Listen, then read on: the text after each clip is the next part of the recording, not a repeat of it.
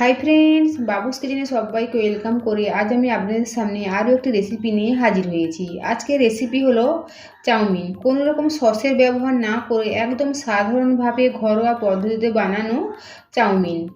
আমরা প্রত্যেকে বাড়িতে বিভিন্ন রকমভাবে চাউমিন বানিয়েই থাকি। আজ আমি আমার বাড়িতে যেভাবে বানিয়েছি তা আমি আপনাদের সামনে শেয়ার করেছি।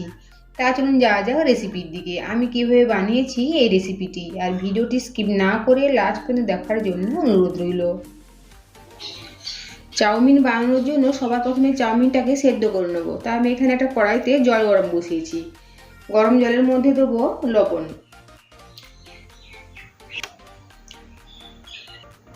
জলটা ফুটতে শুরু করেছে। এই সময় দেবো নুডলস। আমি এখানে হক্কা নুডলস নিয়েছি। আপনারা চাইলে নর্মাল যে নুডলস বা চাউমিনের প্যাকেট হয় সেটাও নিতে পারেন।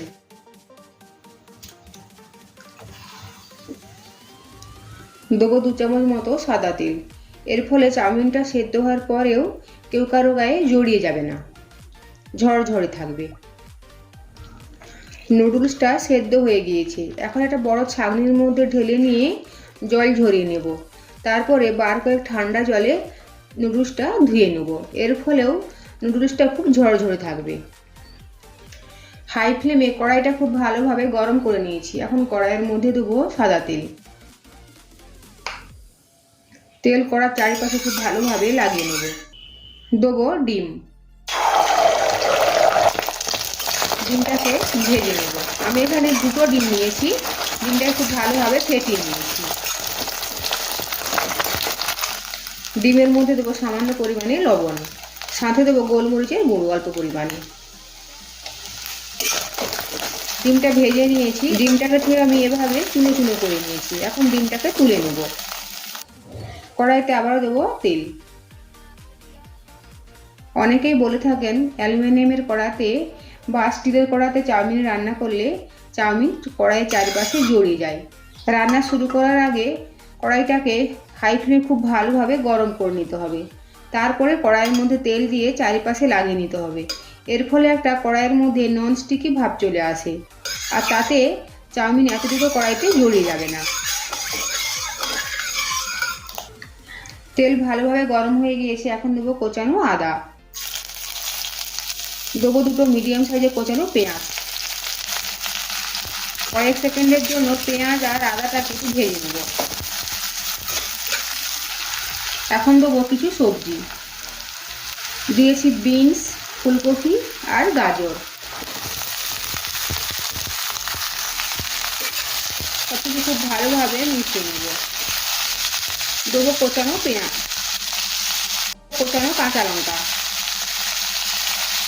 দেবো পরিমাণ মতো লবণ। লবণ আর কাঁচা লঙ্কা আবারও সবজির সাথে ভালোভাবে মিশিয়ে নেব। গ্যাসের ফ্লেম মিডিয়াম টু হাই রেখে 5 থেকে 7 মিনিটের জন্য ঢেকে দেবো। এর ফলে সবজিগুলো কিছুটা নরম হয়ে যাবে, সাথে সাথে ভাজা ভাজাও হয়ে যাবে। ঢাকাটা সরিয়ে নিয়েছি। সবজি প্রায় 50% সেদ্ধ হয়ে গিয়েছে। আর চাউমিনের সবজি একটু ক্রাঞ্চি ক্রাঞ্চি থাকলে ভালো লাগে, তাই বেশি সেদ্ধ করব না।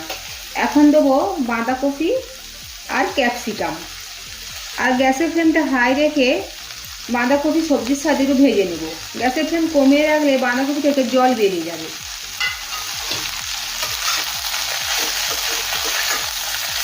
এভাবে কিছুক্ষণ নেড়ে চেড়ে রান্না করে নেব। প্রায় মিনিট 5 সময় নিয়ে বাঁধাকপি সমস্ত সবজির সাথে রান্না করে নিয়েছি। এখন দেবো আগে থেকে সেদ্ধ করে নেওয়া নুডলস। এখন নুডলসটা সবজির সাথে খুব ভালোভাবে মিশিয়ে নেব। নুডলস সবজির সাথে খুব ভালোভাবে মিশিয়ে নিয়েছি। এখন দেবো ম্যাগি মশলা। দেবো গোলমরিচের গুঁড়ো। আর দেবো আগে থেকে ভেজে রাখা ডিম।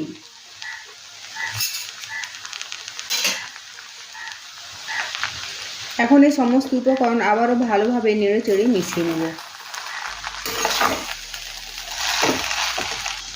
সমস্ত উপকরণ খুব ভালোভাবে নেড়ে চেড়ে মিশিয়ে নিয়েছি। এখন 3 থেকে 4 মিনিট সময় নিয়ে এই নুডলসটা রান্না করে নেব। 3 মিনিট হয়ে গিয়েছে। এখন গ্যাসের ফ্লেম অফ করে দেবো আর গরম গরম পরিবেশন করব। তৈরি হয়ে গিয়েছে সহজভাবে বানানো চাউমিন। আজকের আমার এই রেসিপি যদি আপনাদের ভালো লেগে থাকে তো অবশ্যই লাইক, শেয়ার, কমেন্ট ও সাবস্ক্রাইব করার জন্য অনুরোধ রইল। পাশে থাকা বেল আইকন প্রেস করার অনুরোধ রইল আমার প্রতিদিনের ভিডিওর আপডেট পাওয়ার জন্য। ভালো থাকবেন, সুস্থ থাকবেন, ফিরে আসছি অন্য কোনো রেসিপি নিয়ে।